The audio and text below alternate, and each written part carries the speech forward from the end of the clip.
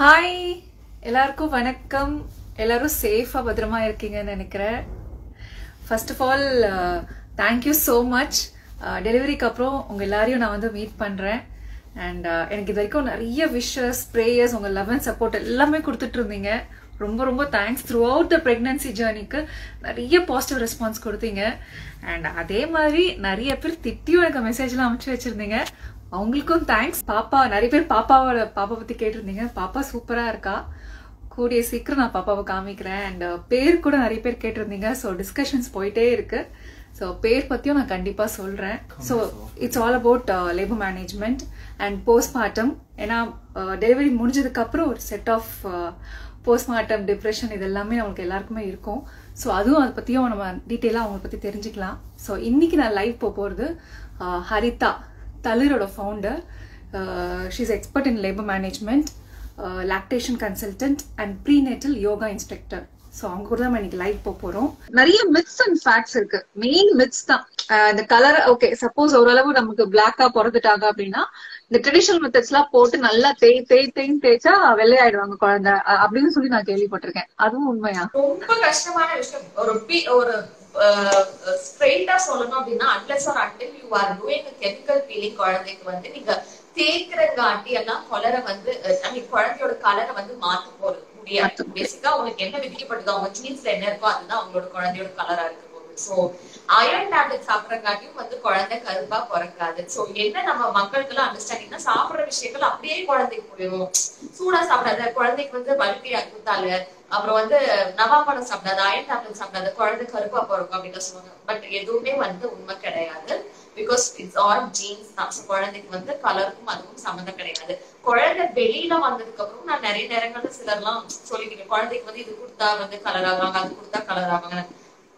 உள்ள என்ன இருக்கும் அதுதான் வெளியில, அவ்வளவுதான். Under are under it is chemically manage. நம்ம வந்து ஆர்டிபிஷியலா வந்து டெர்மட்டாலஜிக்கல் ட்ரீட்மெண்ட்ஸ் எல்லாம் பண்ணாலும் வச்சு எதுவுமே வந்து மாற போறது கிடையாது. அண்ட் எந்த அளவுக்கு வந்து நம்ம வந்து ஹைஜீனிக்கா வச்சுக்கணும் பிரஸ்ட், நிப்பிள், ஏன்னா இது எல்லாமே இப்போ. ஏன்னா பாப்பாவை வந்து டைரக்டா சக் பண்றதுனால நம்ம வந்து நீட் அண்ட் கிளீனா வச்சுக்கணும் இல்லையா? எந்த அளவுக்கு நம்ம ஹைஜீனிக்கா வச்சுக்கணும்? நம்ம ஜென்ரலா வந்து ஒரு லாக்டேஷன் பத்தி ஐடியா இல்லாத ஒரு இடத்துல இருந்தீங்க அப்படின்னா என்ன பண்ணுவாங்கன்னா, ஹோல்ஸ் கிளீன் பண்ணி விடணும், சுரட்டி விடணும், ஓபன் பண்ணி விடணும், அப்பதான் பால் வரும், இத்தனை ஹோல்ஸ்ல இருந்து பால் வரும், அந்த மாதிரி எல்லாம் சொல்லுவாங்க. பட் அதெல்லாமே நோ. ஓகேங்களா? சோ குட்டி பாப்பா வந்து பால் குடிச்சாங்கனாலே வந்து போதும். ஹைஜீனிக் அப்படிங்கிறது ஒண்ணும் கிடையாது. பிரெஸ்ட்ல வந்து மான்காமினி கிளான்ஸ் அப்படிங்கிற கிளான்ஸ் இருக்கு. அதுவே ஒரு செக்ரேஷனை ப்ரொடியூஸ் பண்ணும். சோ அந்த செக்ரேஷனே பாத்தீங்கன்னா வந்து அந்த இடத்த கிளீனா வச்சுக்கிறதுக்கும் மாய்ஸ்சரைஸ்டா வச்சுக்கிறதுக்கும் ஒர்க் பண்ணும். அப்பார்ட் ஃப்ரம் தட், காலையில குளிக்கிறீங்க, வெளியில போயிட்டு வந்தீங்கன்னா மறுபடியும் எக்ஸ்ட்ரா ஒரு குளியல் போட்டா போதும். ஒவ்வொரு தடவையும் நீங்க தொடச்சு எடுக்கணும் அப்படிங்கிறது மேண்டேட்டரி கிடையாது.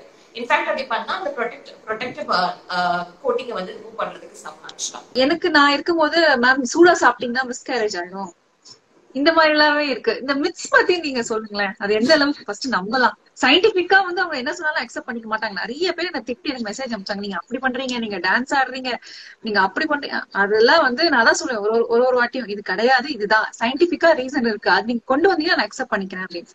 பட் நீங்க சொன்னீங்கன்னா கண்டிப்பா புரியும்னு நினைக்கிறேன். மிஸ்கேரேஜ் அப்படிங்கிற விஷயம் வந்து இட்ஸ் மெடிக்கல் இவெண்ட். ஓகேங்களா?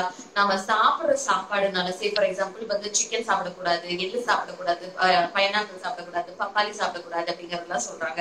அதுல எல்லாம் எசென்ஷியலா நம்மளுக்கு தேவைப்படுற நியூட்ரியன்ஸ் எல்லாமே இருக்கு. இப்படி ஒவ்வொருத்தையும் சாப்பிடக்கூடாதுன்னா அப்புறம் எங்க சாப்பிட்டு இருக்கும் இல்லையா பிரெக்னன்சி டைம்ல? So anything in moderation is completely fine அப்படிங்கறது நம்ம புரிஞ்சுக்கணும். அண்ட் மிஸ்கேரேஜஸ்க்கு நிறைய ரீசன்ஸ் இருக்குங்க. சோ ஃபியூஷன் நடக்கும் போது, அதாவது கருத்தரிக்கும் போது அந்த ஃபியூஷன் சரியா நடக்காம இருக்கலாம், எக் ஹெல்த், ஸ்பெர்ம் ஹெல்த் இருக்கலாம், இல்ல கருத்தரிச்சதுக்கு அப்புறம் இம்ப்ளான்டேஷன்ல பிரச்சனைகள், இல்ல அதுக்கப்புறம் வந்து வளர்ச்சியில பிரச்சனைகள் இருக்குன்னா, என்னதான் நம்ம தங்கமா வந்து பெட் ரெஸ்ட்லயே இருந்தாலும் பாடி வந்து ஒவ்வொரு ஸ்டேஜ்லயும் வந்து ஸ்கிரீன் பண்ணிட்டே இருக்கும். ஓகே, குழந்தை வந்து அந்தந்த காலகட்டத்துக்கு ஏற்ற மாதிரி வளர்ந்துட்டு இருக்காங்களா இல்லையாங்கிறது ஸ்கிரீன் பண்ணும். அட் எனி பாயிண்ட் பாடிக்கு தெரிஞ்சது இல்ல இந்த பேபி வந்து சர்வைவ் ஆகிறது கஷ்டம் அப்படிங்கறத வந்து பாடி வந்து ரிலைஸ் பண்ணுச்சு அப்படிங்கும் போது தன்னைத்தானே வந்து டெர்மினேட் பண்றதுக்கு தான் ட்ரை பண்ணும். That's miscarriage. ஓகேங்களா? சோ இது நம்ம சாப்பிடுற சாப்பாடு இதனாலதான் ஆச்சு, நான் தான் ஏதோ தப்பு பண்ணிட்டேன் அப்படிங்கிற அந்த கில்ட் ஃபீலிங் எல்லாம் தேவை கிடையாது. அதே மாதிரி சாப்பாடு அது சாப்பிடக்கூடாது. அதே மாதிரி இன்னொரு விஷயம் என்னன்னா, 2 பேருக்கு சாப்பிடணும். இப்ப நீ வந்து ஒரு ஆள் கிடையாது, சோ குவான்டிட்டி இன்க்ரீஸ் பண்ணது நீ 2 பேருக்கு சாப்பிடணும் அப்படின்னு சொல்லி வீட்லயே ஆகட்டும், நம்மளுக்கு சுத்தி இருக்கிறவங்களே ஆகட்டும், கண்டிப்பா அது ப்ரெஷர் கொடுத்துட்டே இருப்பாங்க. அது அது என்ன மேட்டர் ஆகுதும் நீங்களே சொல்லுங்களேன். பாடி நாலேஜ் அப்படிங்கிறது இஸ் வெரி இம்பார்ட்டன்ட். சரிங்களா? அந்த 2 பேருக்கு சாப்பிடுறது 3 பேருக்கு சாப்பிடுறது அப்படின்னு நம்ம சாப்பிட்டுட்டே இருந்தோம்னா நாம தான் 2 பேர் 3 பேர் ஆகணும். எக்ஸ்ட்ரா வந்து பெனிஃபிட்ஸ் அப்படின்னு நம்ம சொல்றோம். எக்ஸ்ட்ரா கேலரிஸ் கண்டிப்பா தேவைப்படுது ட்ரைமஸ்டர் வைஸ்.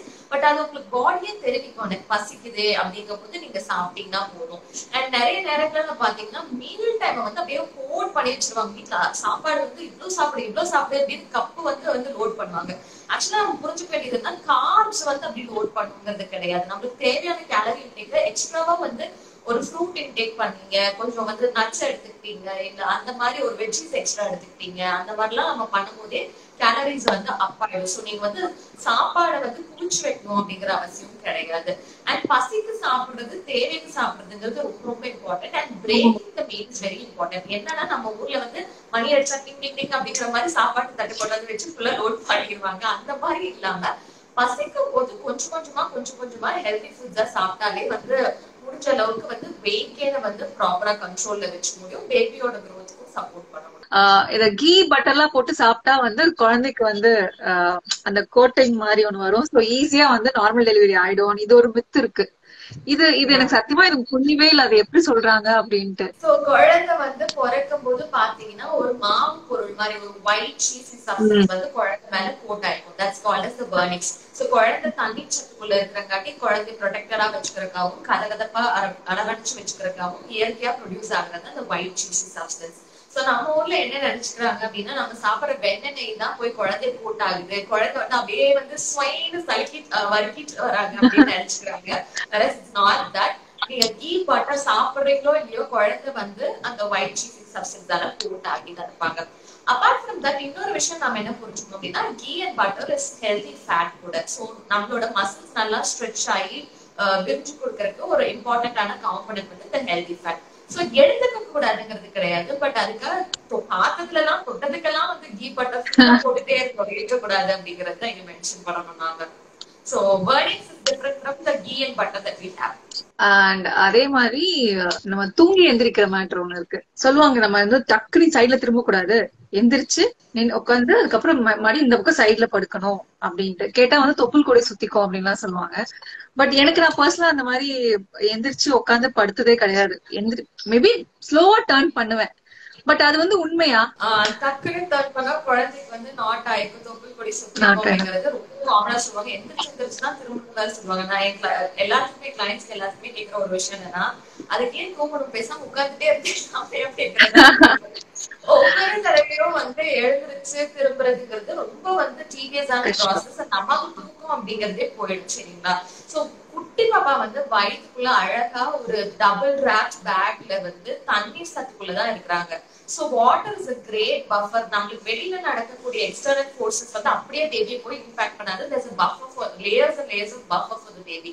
சோ அதனால வந்து நாம வந்து எழுந்திருச்சு திரும்புறோமோ இல்ல வந்து அப்படியே கட்டில இருந்து மல்லாக்க படுத்த திருப்பி ஒரு கழிக்கிறோமோ, பேபி வந்து உள்ள வந்து நல்லா சேட்டை பண்ணிட்டு தான் இருக்க போறாங்க. வயிற்றுக்குள்ள வந்து பயங்கரமா நீச்சல் அடிச்சுட்டு கிக்கலாம் முட்டிட்டு இருக்கதான் போறாங்க. சோ கால் சுத்துறதுங்கிறது இதுக்கும் அதுக்கும் சம்மந்தம் கிடையாது. குழந்தையா டேங்கிள் பண்ணுவாங்க, குழந்தையா அன்டாங்கிள் பண்ணிக்குவாங்க, சுத்துறது எடுக்கிறது. பிகாஸ் குழந்தை மூவ்மெண்ட்ஸ் இருந்துட்டே இருக்க போகுது. சோ எப்படி நம்ம குழந்தை கொடி சுத்திக்காம பார்க்க முடியும்? குழந்தை உள்ள நீ இங்கே இரு அப்படின்னு நம்ம சொல்ல முடியுமா? குழந்தை நகராத இங்கே இரு அப்படின்னு நம்ம சொல்ல முடியாது. So that's very normal. அதுக்காக அம்மா வந்து ஸ்பெஷலா எந்திரிச்சு படுக்கணும் அப்படிங்கிறது கிடையாது. அண்ட் அதே மாதிரி அயன் டேப்லெட்ஸ் வந்து ரொம்பவே necessary through out the pregnancy. So அது எடுத்துக்கிறதுனால வந்து ஸ்கின் டார்க் ஆகும்னு சொல்லிட்டு கேள்விப்பட்டேன். பட் எனக்கு இது வரைக்கும் எனக்கு ஆகவே இல்ல.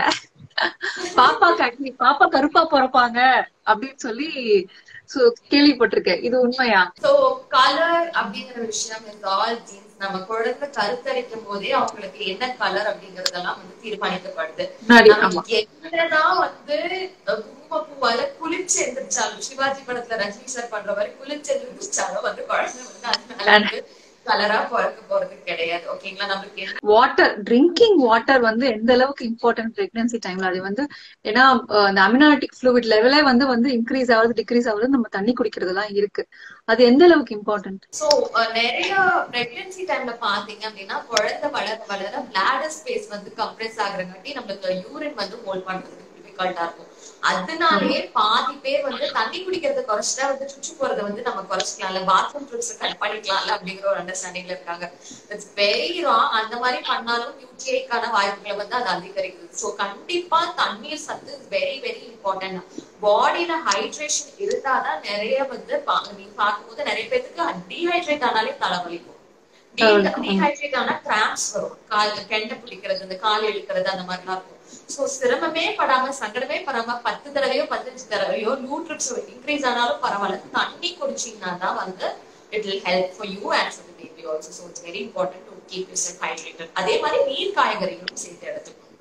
சோ இதெல்லாம் பண்ணும்போது ஹோலிஸ்டிக்கா வந்து நமக்கு ஓவரால் வந்து நாம நல்லா இருக்கும், அது மாதிரி குழந்தைக்கும் அதுக்கான பெனிஃபிட்ஸ் வந்து கிடைக்கும் குழந்தைக்கு.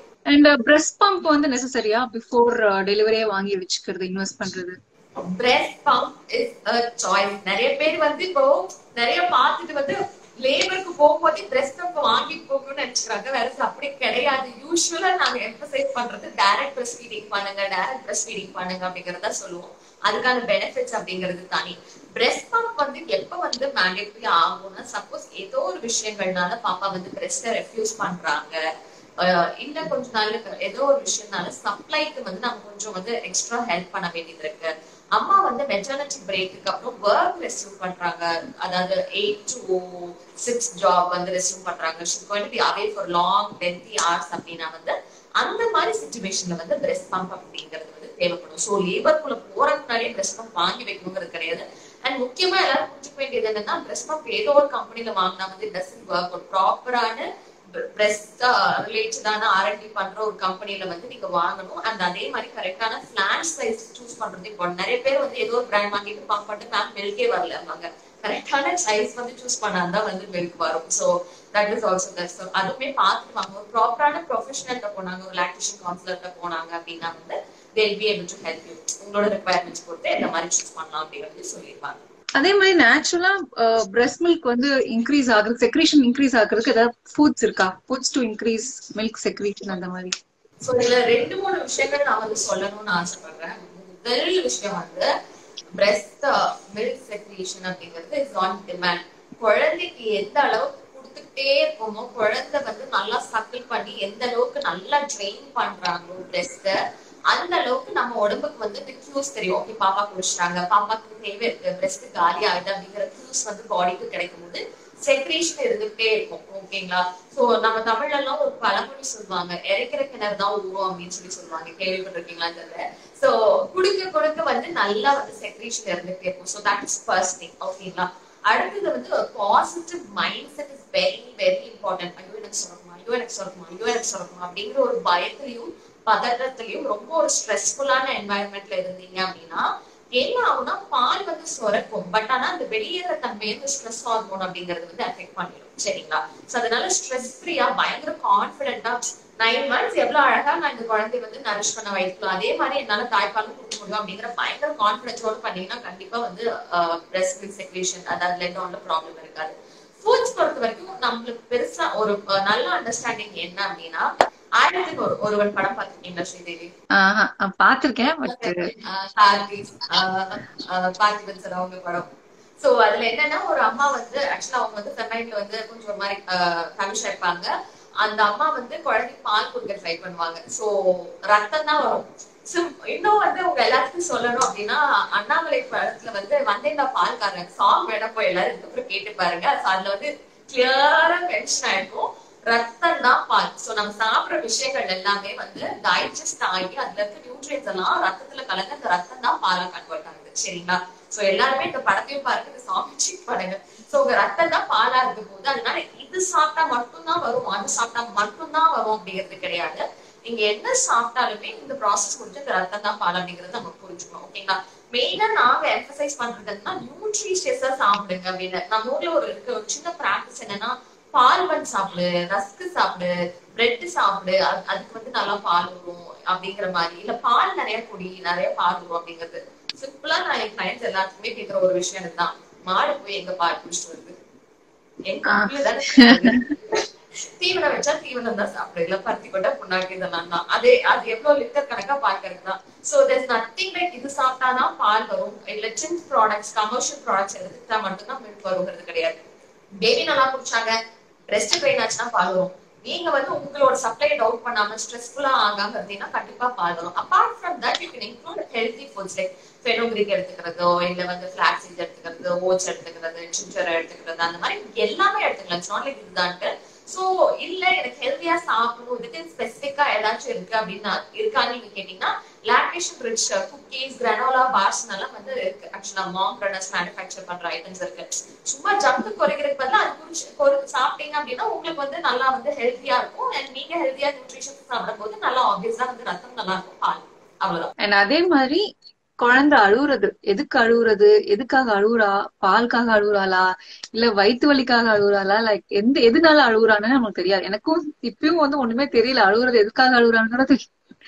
சோ எதுக்காக மோஸ்ட்லி குழந்தைங்க அழுவாங்க? சோ என்ன அப்படின்னா 9 months வந்து பாப்பா உள்ளே இருந்தாங்களா, நல்லா எங்களுக்கு வந்து பழக்கமான விஷயங்கள் என்னங்கிறது அம்மாவோட சிஸ்டம்ல நடந்த விஷயங்கள், அம்மாவோட மஃபிள் டோன்ஸ், அம்மாவோட ஹார்ட் பீட், அந்த வாட்டரோட ஸ்விஷ் வாஷ், இதெல்லாம் தான் எங்களுக்கு பழகப்பட்ட என்வாயன்மெண்ட். ஓகேங்களா? புதுசா ஒரு இடத்துக்கு வந்திருக்கோம். திடீர்னு வந்து நம்ம வீட்டுல இருந்து ஹாஸ்டல் போய் சேர்ந்தா எப்படி இருக்கும்? அடாப்ட் பண்ற கஷ்டப்படுவோமா? சோ அதே மாதிரி 9 months அழகா கருவறையில இருந்த குழந்தை வெளியில வரும்போது ஆப்வியஸா வந்து நாம இண்டிபெண்டா இருக்கணும்னு நினைக்கும் போதுதான் அங்கதான் பிரச்சனை பெருசா ஆரம்பிக்குது. நம்ம வீட்டுல வந்து குழந்தை என்ன பண்ணுவாங்க, எல்லாரும் தூக்கி வச்சு கொஞ்சம் ஆரம்பிச்சிருவாங்க. ஆனா அந்த குழந்தைக்கு யாரும் தெரியும்? அம்மா அப்பாவை தான் தெரியும். So that's very important. So குழந்தைய வந்து அம்மா கிட்ட வந்து ஃபீலிங் தவிர்த்துமே அப்பா கிட்டயும் அம்மா கிட்டயும் பாண்ட் ஆகிறதுக்கு அலோவ் பண்ணும். அப்பதான் baby will develop sense of security. Okay, நம்ம அம்மா அப்பாட்ட தான் இருக்கோம், எனக்கு தெரிஞ்ச இடத்துல தான் இருக்கேன், நான் சேஃபா இருக்கேன், பத்திரமா இருக்கேன் அப்படிங்கிற சென்ஸ் ஆஃப் செக்யூரிட்டி கிடைக்கும் போதே குழந்தைக்கு அந்த ஃபசினஸ் அப்படிங்கிறது கம்மியாயிடும். அடுத்த விஷயங்கள் வந்து எங்களுக்கு இந்த டிஃப்ரெண்ட் ஆக்டிவிட்டிஸே புதுசா இருக்கு. எனக்கு வந்து திடீர்னு வந்து குளிரா இருக்கு, எனக்கு குளிர் அப்படிங்கிற விஷயம் பழக்கப்பட்டதில்லை. எனக்கு வந்து பிரைட் லைட்ஸ் இருக்கு, இதெல்லாம் எனக்கு தெரியாது. யாரோ என்ன தூக்குறாங்க, எனக்கு வயிற்றுக்குள்ள வந்து ஏதோ கடவுள் சத்தம் பண்ணுது, எனக்கு வந்து கீழே வந்து சுற்று போகும்போது ஈரம் படுது. This is all something is very very new to me. இது எதுவுமே எனக்கு தெரியாத விஷயங்கள். அப்படிங்கும்போது குழந்தை கண்டிப்பா எப்படி கம்யூனிகேட் பண்ணுவாங்க? எங்க குழந்தைக்கு பேச தெரியுமா? அம்மா நான் சுற்று போற சொல்ல தெரியுமா? அம்மா எனக்கு பசிக்குது சொல்ல தெரியுமா? எதுவுமே கிடையாது. சோ ஆப்வியஸா கிரை. ஓகேங்களா? அழுகை வச்சு பால் இல்ல பால் இருக்கு அப்படிங்கறது நம்ம தீர்மானிக்கவே முடியாது. சோ அழுகுறாங்க அப்படின்னா ஏதோ ஒரு விஷயம், ஏதோ ஒரு நீட் வந்து அன்மெட்டா இருக்கு அப்படிங்கறது நம்ம புரிஞ்சுக்கணும். சோ பேபி வந்து ரொம்ப ஹாட்டா இருக்காங்க, இல்ல பேபி கொஞ்சம் வந்து கோல்டா இருக்கா அப்படிங்கறது செக் பண்ணலாம், இல்ல இன்செக்ட் பைட்ஸ் இருக்காங்க செக் பண்ணலாம், இல்ல பேபி சுற்று போயிருக்காங்களா, மோஷன் போயிருக்காங்களாங்கிறது பார்க்கலாம், இல்ல குழந்தைக்கு ஒரு வார்ம் வாட்டர் பாத் கொடுக்கலாம், change of scenario, bright lights எல்லாம் கட் டவுன் பண்ணிட்டு கொஞ்சம் லைட்ஸ் எல்லாம் கம்மி பண்ணலாம், ஒயிட் நாய்ஸ் போட்டு விடலாம், பேபி வேரிங் பண்ணலாம், இல்ல ஸ்கின் டு ஸ்கின் கான்டாக்ட் கொடுக்கலாம் நம்ம, இல்ல பிரெஸ்ட் ஃபீடிங் பண்ணலாம். சோ எந்த technique soothing technique work out ஆகுதோ அது வந்து தயங்காம கொடுக்கலாம். குழந்தை பழக்கப்பட்டுரும், ஐயோ பழகிரும், உடம்பு சூடு பழகிரும் அப்படிங்கிறதுலாம் கிடையாது. எழுதி வச்சுக்கோங்க, 2 வருஷம் தான் அந்த குழந்தை வந்து கை தங்கும். அதுக்கப்புறம் நம்ம பிடிச்சு வச்சா கூட அந்த குழந்தை வந்து நம்ம கிட்ட ஸ்டே ஆகாது, ஓடிக்கிட்டு எக்ஸ்ப்ளோர் தான் பண்ண போறாங்க. So completely normal for the baby to expect that sort of attachment. அது நம்ம கொடுக்கறது தப்பு இல்லை. ஸோ அது இருக்கும்போது செக்யூரா விளையாடுவாங்க, ஐ மீன் வளருவாங்க, பசினஸும் கம்மியாயிடும். இந்த கொஸ்டின்ஸ் இல்லாம நான் இன்னைக்கு மார்னிங் ஸ்டேட்டஸ் போட்டதுக்கு அப்புறம் நிறைய பேர் கொஸ்டின்ஸ் அனுப்பிச்சு வச்சிருந்தாங்க, டிஎம் பண்ணிருந்தாங்க. அதுல வந்து சில வந்து மெடிக்கல் ரிலேட்டடா இருக்கு, அது நான் விட்டுறேன். அண்ட் அபார்ட் ஃப்ரம் தட் சில கொஸ்டின்ஸ் எல்லாம் இருக்கு, நான் அதை உங்ககிட்ட கேக்குறேன். சோ கிளாரிஃபை பண்ணுங்க. Ma'am, I have a question. Is normal delivery possible if you have BP during pregnancy? I am in my 37th week running. I had BP controlled by tablets. Okay. BP இருக்குன்னா with vigilant monitoring, baby எப்படி இருக்காங்க, அம்மா எப்படி இருக்காங்க, labour time எந்த மாதிரி இருக்கு, situations அப்படிங்கறத பொறுத்து எஸ், கம்ப்ளீட்லி வந்து நாட் பாசிபிள்னு சொல்ல முடியாது. பட் வித் விஜிலன்ட் கேர் டாக்டர்ஸ் வந்து மெடிக்கலா மேனேஜ் பண்ணி பண்ண முடியும்னா கண்டிப்பா. அண்ட் மேம், நான் செகண்ட் மந்த் கம்ப்ளீட் ஆக போகுது, டயபெட்டிஸ் இருக்கு, டெய்லியும் இன்சுலின் எடுக்கிறாங்க, ஏஜ் வந்து 29 years. என்ன மாதிரி எக்ஸசைஸ், என்ன மாதிரி ஃபுட்ஸ் எடுக்கணும்னு சொல்லுங்க மேம். நான் டெய்லி ப்ரௌன் ரைஸ் தான் சாப்பிடுறேன் அப்படின்றாங்க. ஓகே. சோ முக்கியமா வந்து அவங்களோட வெயிட் என்ன, அவங்களோட ஆக்டிவிட்டி லெவல் என்ன, எந்த அளவுக்கு வந்து ஜிடி இருக்கு, அவங்களுக்கு சக்கரை வந்து டெஸ்ட் பண்ணும்போது இருக்குங்கிறது பார்த்துட்டு அவங்க வந்து they have to go to a nutritionist or dietitian. They will give them a chart. அது கூட சேர்ந்து பிசிக்கல் ஆக்டிவிட்டி வேற ஏதாவது ரிலேட்டட் கோரிலேட்டட் கண்டிஷன்ஸ் இருக்காங்கிறத பொறுத்து அவங்களோட பிசிக்கல் ஆக்டிவிட்டி அப்படிங்கிறது வந்து தீர்மானிக்கப்படும். But GD can be kept under control with the right kind of diet and exercises and அதுக்குமே வந்து normal birth is possible. And next வந்து overflow of milk supply can't control the flow of milk. So my baby is choking often while feeding and he is feeling very gassy it seems.